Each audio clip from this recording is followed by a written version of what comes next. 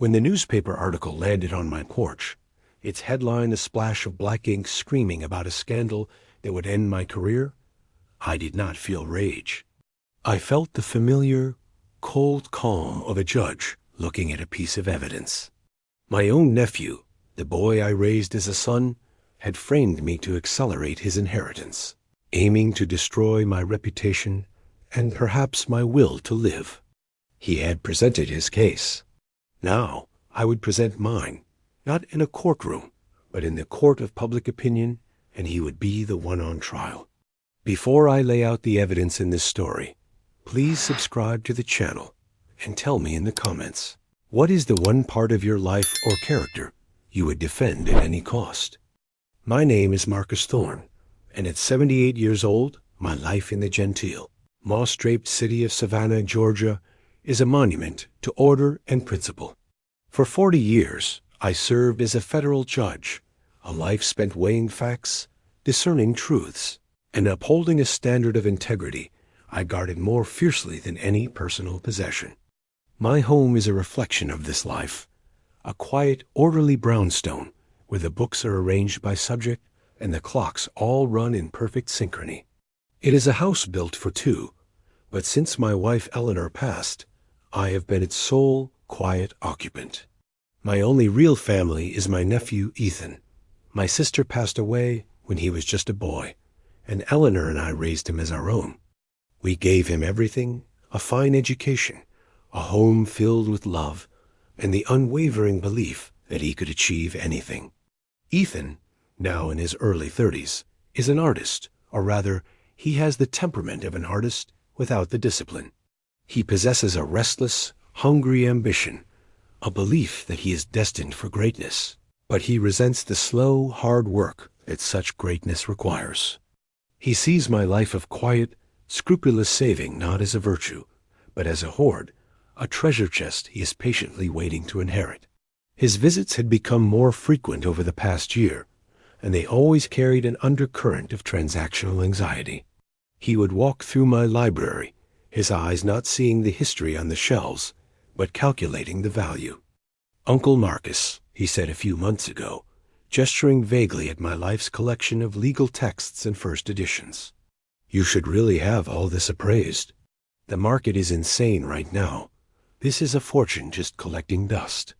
His concern was always framed as practical advice, a modern man's wisdom being offered to a relic from a bygone era. He would ask probing questions about my will, my investments, my estate planning, all under the guise of making sure everything is in order for me. I saw the impatience in him, the chafing frustration of a man who feels the world owes him a shortcut. The first concrete sign of his betrayal was subtle. I received a notice from my bank about a new online account being linked to my primary checking account, an account I had not opened. When I called the bank, they said the request had been made online, using security questions that only a family member could have known. I had the account frozen immediately, but I did not confront Ethan.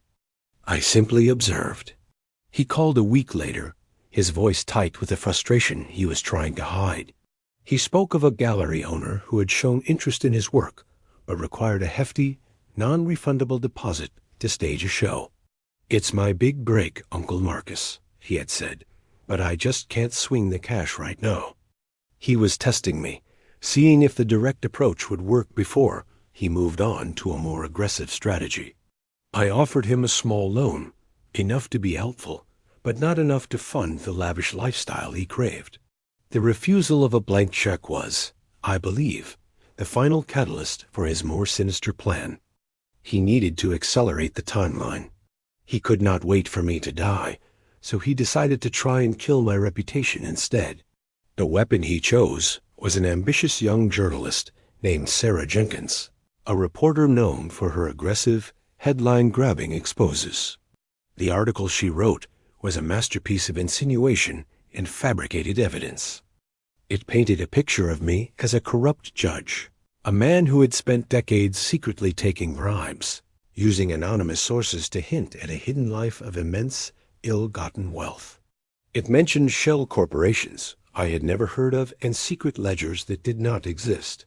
It was a character assassination of the highest order, an attack not on my finances, but on the very core of my identity.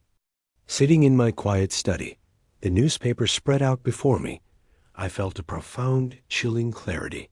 This was not just a reporter on a fishing expedition. The details were too specific, the lies too intricate. This was a carefully constructed narrative, fed to her by someone who knew my life intimately. Someone who knew my routines, my finances, my history. Someone like Ethan. He thought he could outsmart me. He thought my mind, like my body, had grown slow and frail. He did not understand that for 40 years, my job was to see the hidden flaw in a perfect lie. He had just presented his opening argument, and it was full of holes. And I, Judge Marcus Thorne, was about to begin my cross-examination. The day the article was published, my telephone began to ring with a relentless, piercing urgency. Calls came from old colleagues at the courthouse, from friends at the Historical Society, and from the insatiable maw of the local and even national press. I did not answer a single one. Instead, I let the answering machine take messages, each one a small testament to the shockwave Ethan had sent through my quiet life. I sat in my study, listening to the voices pile up, a chorus of confusion, concern, and condemnation. This deliberate silence was the first step in my strategy. Ethan expected me to panic, to issue a furious denial, to thrash around like a wild animal caught in a net. He expected a messy, emotional reaction that would only lend credence to the idea of a guilty man crumbling under pressure. I would give him nothing but a profound, unnerving silence. My second step was to understand my enemy. Not Ethan. I already understood his motivations all too well, but the journalist, Sarah Jenkins. I spent the next 2 days creating a meticulous dossier on her. I read every article she had ever written. I analyzed her style, her methods, her recurring themes. She was ambitious, with a clear pattern of targeting established, older figures to make a name for herself. She favored anonymous sources and built her narratives on a foundation of emotional insinuation rather than hard, verifiable fact. She was a storyteller, not a reporter, and her weakness was a reliance on the credibility of her sources. She had built her entire explosive story on the word of one person, a person she clearly believed was an unimpeachable inside source. She had no idea that her star witness was a greedy, impatient child. My next move was to secure a piece of tangible, undeniable evidence. I knew Ethan had been careless. He was arrogant, and arrogant people believe they are too smart to get caught.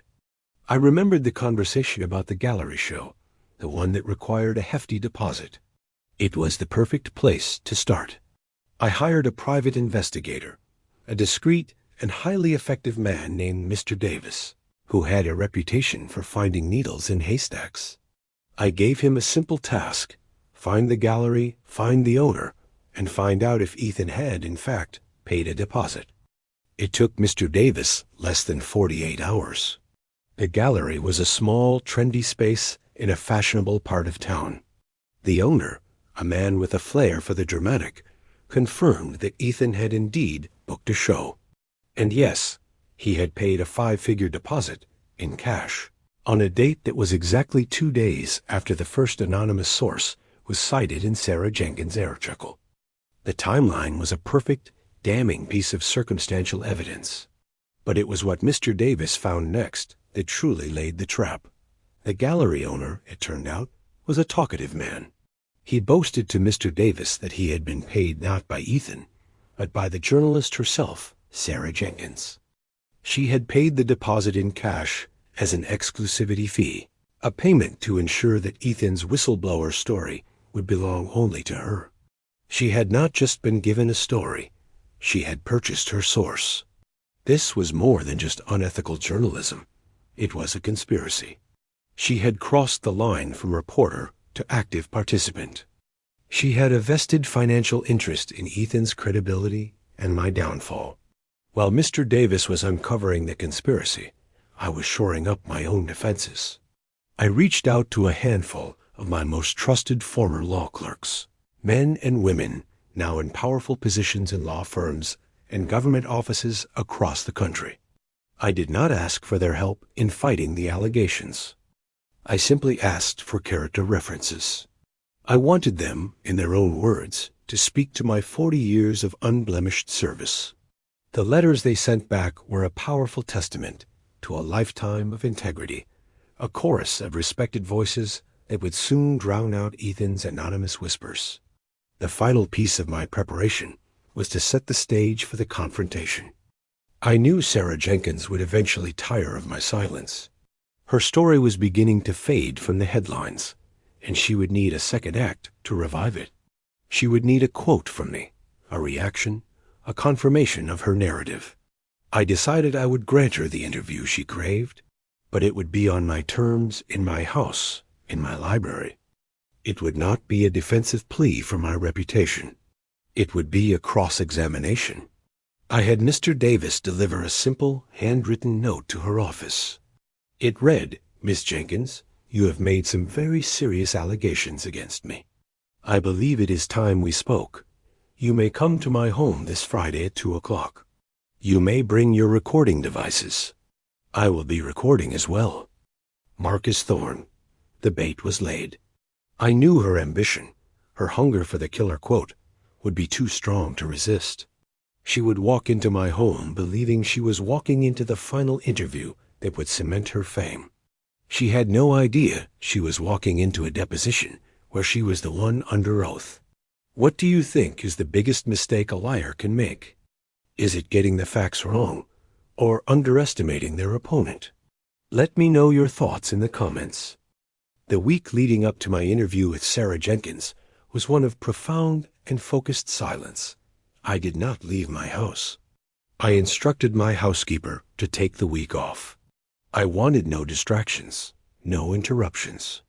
My home became a war room, and I was its sole occupant, preparing for the most important cross-examination of my life. The full, bitter scope of Ethan's betrayal had settled in, not as a hot, raging fire, but as a cold, dense weight in my chest. This was not a stranger attacking my reputation. This was the boy I had taught to ride a bicycle, the young man whose college graduation I had wept at with pride.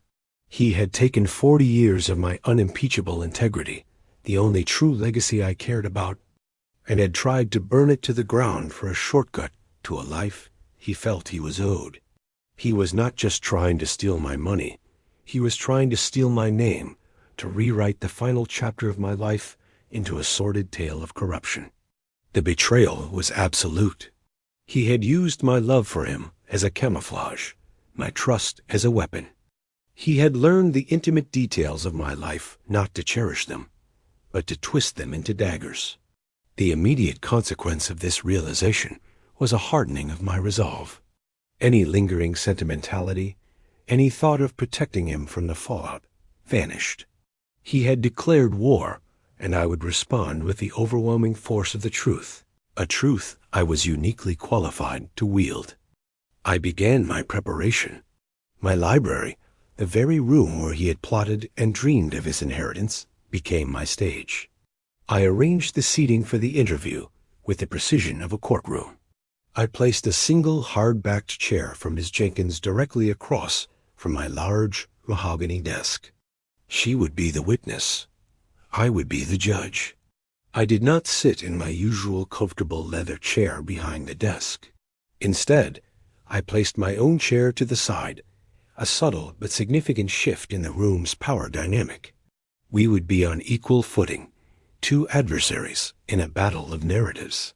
My evidence was compiled and organized with a lifetime of legal discipline. Mr. Davis had delivered his final report, a slim but devastating file containing a signed, notarized affidavit from the gallery owner.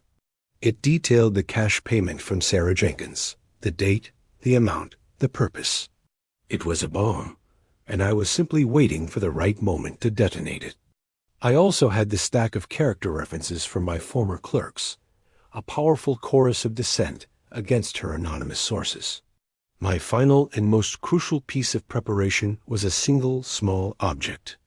I went into my attic and retrieved a dusty, forgotten box of old home videos. I spent an entire afternoon converting the aging VHS tapes to digital files. I was looking for one thing in particular, and after hours of searching, I found it. It was a clip from Ethan's 10th birthday party. It was shaky and a bit faded, but the image was clear. It was me, a younger, darker-haired version of myself, helping a small, laughing Ethan light the candles on his birthday cake. My late wife, Eleanor, was standing beside us, her arm around my nephew's shoulders, her face glowing with love. In the clip, I leaned down and whispered something in Ethan's ear. I remembered the moment perfectly. I had told him, "No matter what you do in this life, son, make us proud." The clip was only 30 seconds long, but it was a lifetime of love and trust captured on magnetic tape. It was my character witness. It was the truth of my relationship with the man who was now trying to destroy me.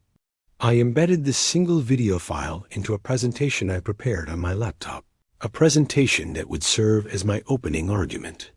The morning of the interview, I set up my own recording equipment, not just audio, but a small, high-definition camera positioned to capture both of our faces. I wanted a complete, uneditable record of the proceedings. When the doorbell rang at precisely 2 o'clock, I felt no nerves, only the calm, focused readiness of a man who knows the facts are on his side. I opened the door.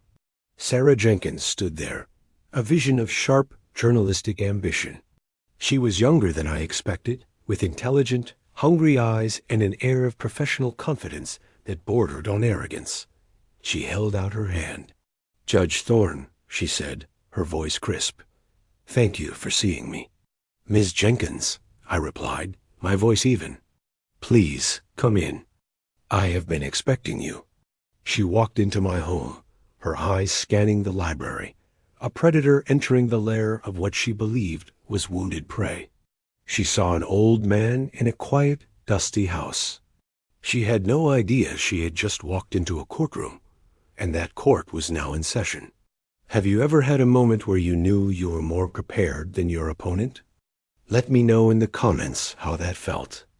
Sarah Jenkins sat in the chair I had designated for her, a small, confident smile playing on her lips. She placed her digital recorder on the polished surface of my desk, its small red light blinking like a malevolent eye. She was ready to begin her interrogation, to capture the final, damning quotes from a fallen giant. I let her begin, allowing her the illusion of control. "Judge Thorne," she started, her tone a practiced blend of professional respect and journalistic tenacity. "Your career has been defined by a reputation for integrity. Yet my sources describe a pattern of financial misconduct stretching back decades. How do you reconcile these two realities?" She was leading with her strongest punch, expecting me to become defensive, to deny, to sputter. I did none of those things. I simply listened, my hands clasped calmly on my lap. When she was finished, I did not answer her question. Instead, I gestured to the laptop on the corner of my desk. "Before we continue, Miss Jenkins," I said, my voice quiet but firm, "I believe context is important. I have prepared a brief presentation that I think will provide a necessary framework for our conversation." A flicker of annoyance crossed her face. This was not part of her script. She wanted a confrontation, not a presentation. But to refuse would look unprofessional, as if she were unwilling to review evidence. "Very well, Judge," she said, her voice a little tight. "If you feel it's necessary." I swiveled the laptop to face her and pressed play. The first thing that appeared on the screen was not a legal document or a financial statement. It was the grainy, 30-second home video of Ethan's 10th birthday party.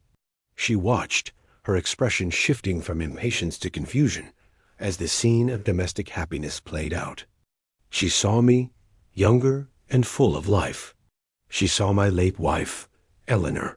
She saw a small, happy boy. She saw me lean down and whisper in his ear. When the clip ended, I paused the presentation. I looked directly into her eyes. "My nephew, Ethan, is your primary source, is he not?"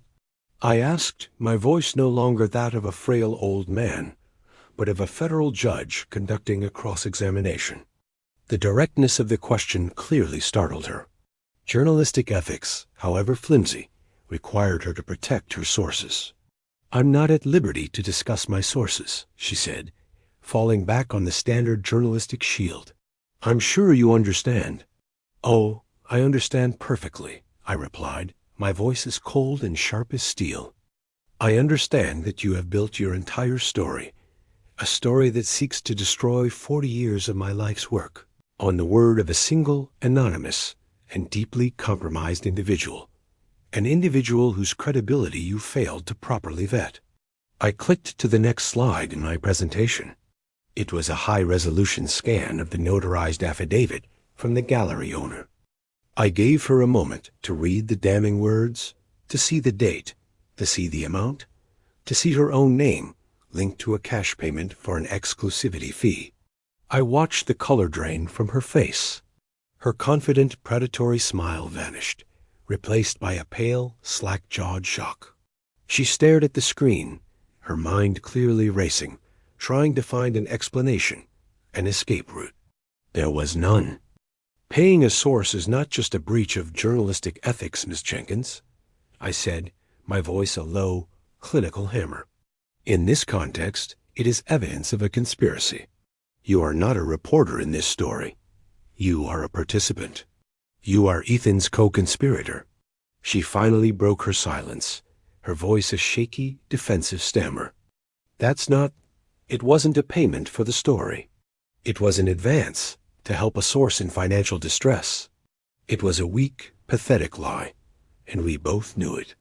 Financial distress that he was in, no doubt, because his uncle, the man he was accusing of hoarding a secret fortune, refused to simply hand him the money he felt he was owed.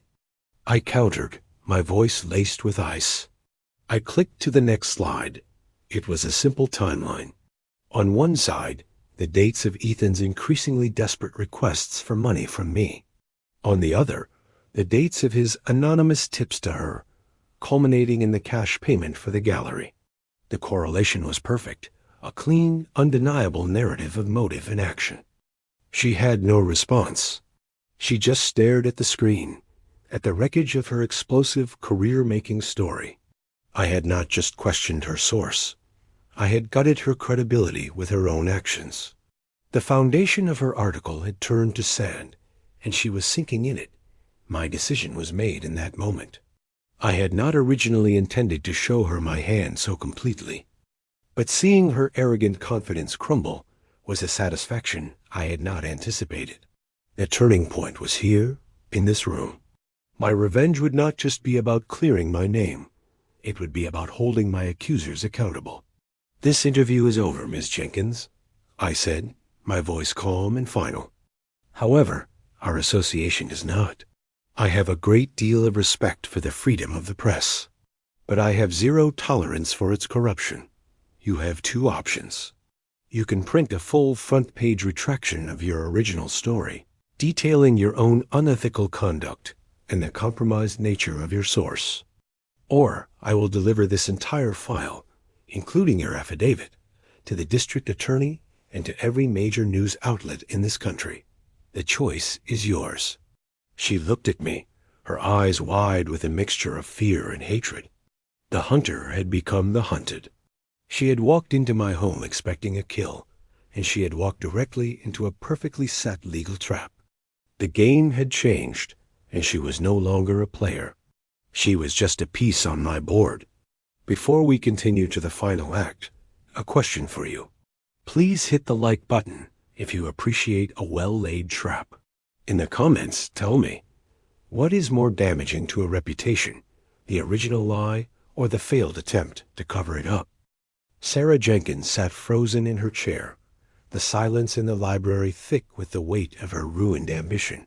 The arrogant confidence she had walked in with was gone, replaced by the pale, clammy sheen of a cornered animal. She looked from the damning evidence on my laptop screen to my own impassive face, searching for a sign of weakness, a crack in my resolve. She found none. "This is blackmail," she finally whispered, the words thin and brittle. "No, Miss Jenkins," I corrected her, my voice calm and precise. "Blackmail is the act of threatening to reveal information to which you have no right. The information I possess, evidence of a conspiracy to defame a private citizen, is something I have a civic duty to report. I am not blackmailing you. I am offering you a single professional courtesy, a chance to correct your own egregious error before the consequences become irreversible." My plan was now in full motion. The threat was not a bluff, it was a promise, and its execution had already been set in motion. Before she had even arrived, I had prepared 2 envelopes. The first, containing a full copy of my evidence file, was addressed to the district attorney's office. The second, containing the same file along with a cover letter I had written, was addressed to the publisher of her newspaper.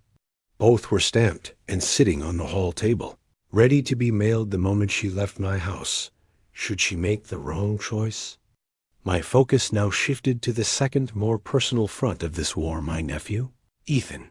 While Sarah Jenkins was a willing and unethical participant, Ethan was the architect of the lie, the source of the poison.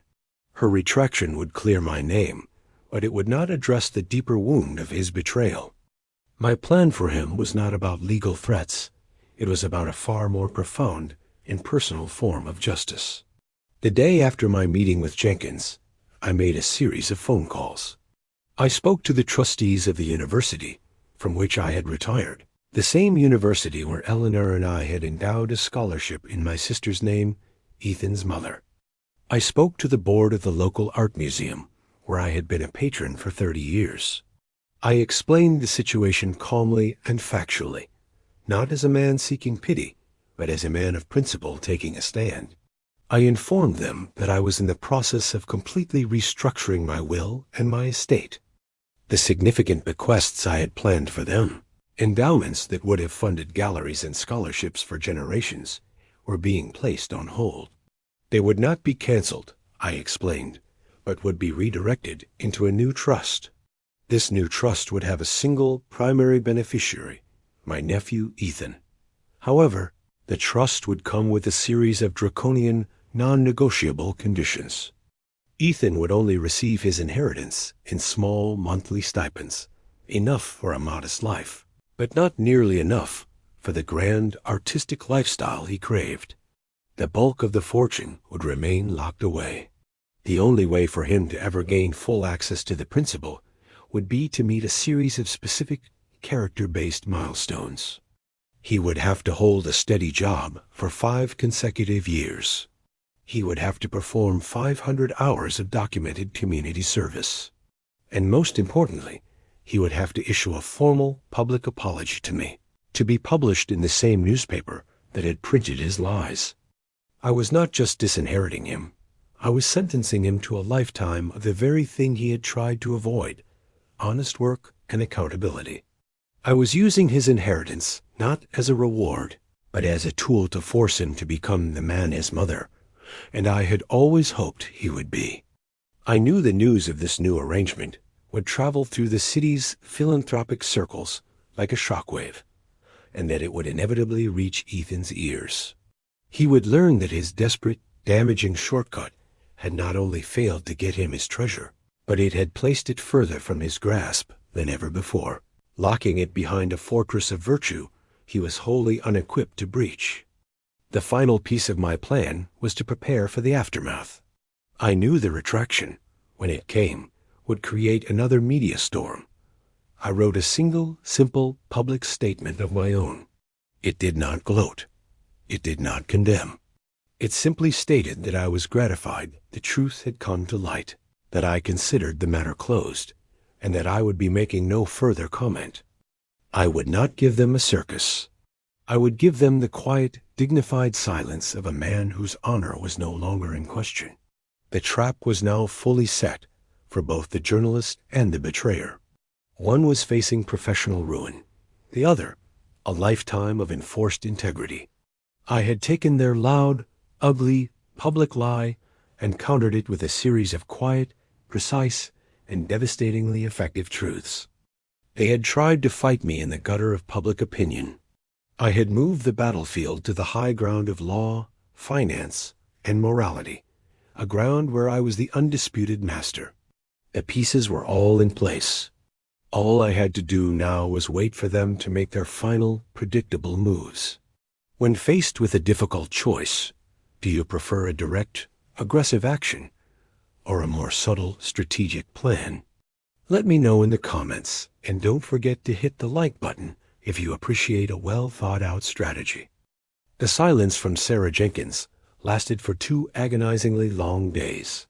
I knew she was in a desperate battle, weighing the ruin of her career against the slim, foolish hope that I might be bluffing. I did not contact her. I simply waited, the 2 envelopes sitting on my hall table like a pair of loaded pistols.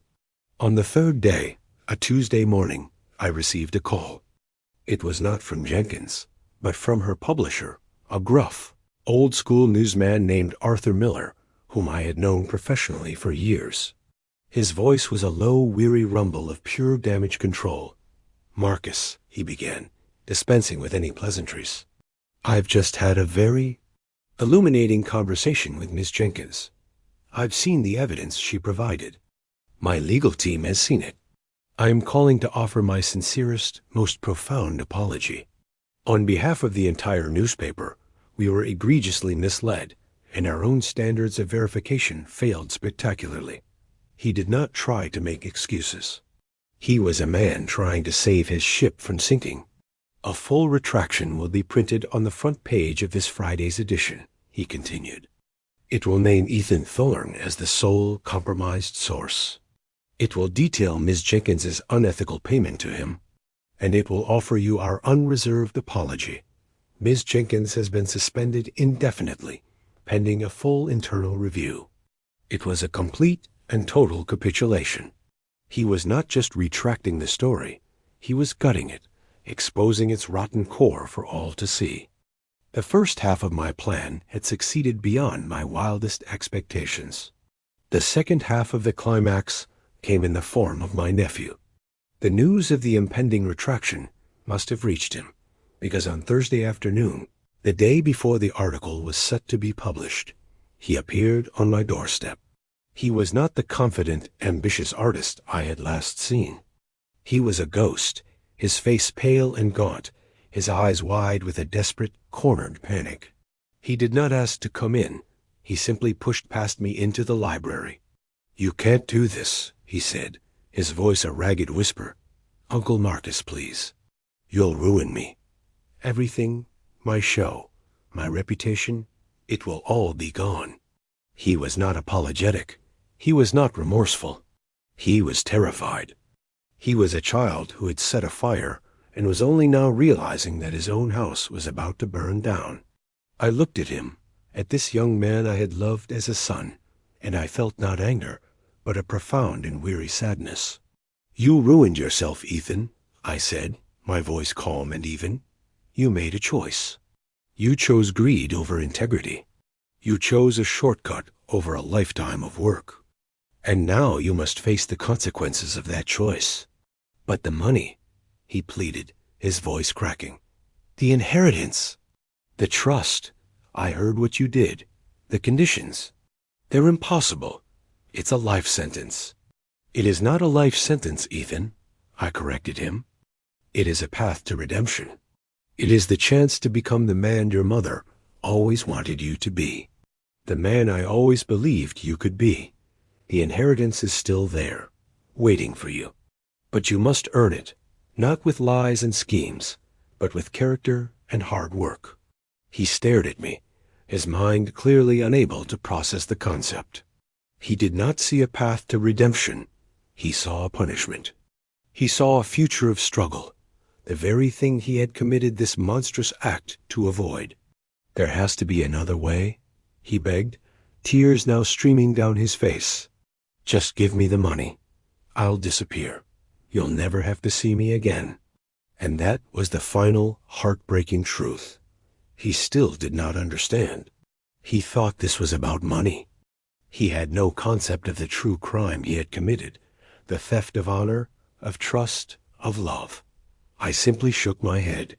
"There is no other way," I said softly. He let out a strangled sob, a sound of pure, abject defeat. He looked around the library, at the books, at the history, at the legacy he had so desperately tried to steal and had so completely lost. He had played his last card and had lost the entire game. He turned and stumbled out of my house without another word, a young man walking into a future he had built for himself, a future of public shame and a long, hard road to a fortune that was now protected from him by a fortress of his own making. The next morning, the newspaper landed on my porch. The headline in large, bold letters read, "A retraction, the Thorne scandal built on lies." My name was cleared. My honor was restored. The truth, as it always does, had prevailed. My revenge was not in the screaming headline or in Ethan's tears. It was in the quiet, profound satisfaction of knowing that I had not just defeated a lie, but had perhaps, just perhaps, set a lost young man on the long and difficult path back to the truth. When you finally achieve a long-sought victory, what is the first emotion you feel? Relief, triumph, or sadness for what was lost? Let me know in the comments, and hit the subscribe button if you believe in second chances. The Friday morning paper became a seismic event in Savannah. The retraction was not buried on a back page. It was a brutal, detailed, front-page autopsy of a journalistic disaster. It named Ethan. It detailed Sarah Jenkins's unethical payment. It contained direct, laudatory quotes from the character references I had provided. It was a complete and total vindication, more thorough and more public than I could have ever hoped for. The ensuing silence was more telling than the noise had been. The phones, which had rung off the hook with accusations, were now silent.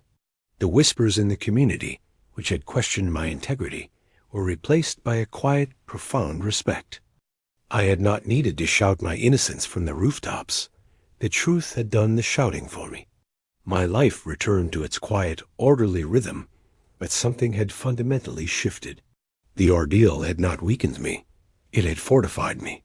I had faced a public attack on the very core of my being, my honor, and I had not only survived, but I had prevailed by using the very principles I had been accused of abandoning: logic, evidence, and an unwavering belief in the truth.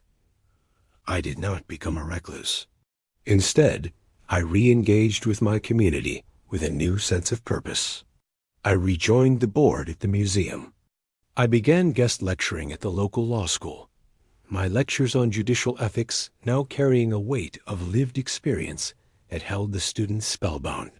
I was no longer just Judge Thorne, the retired jurist.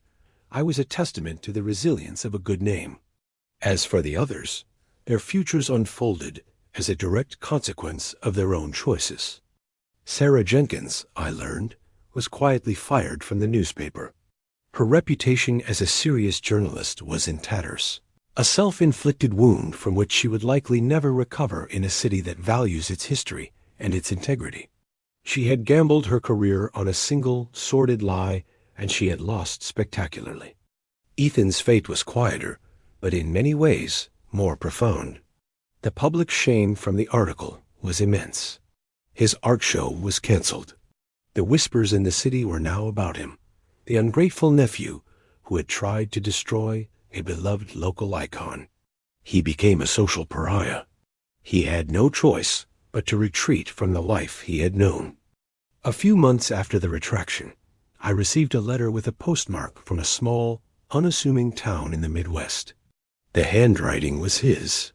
The letter was not a plea for money or an apology full of excuses. It was short, humbled, and direct.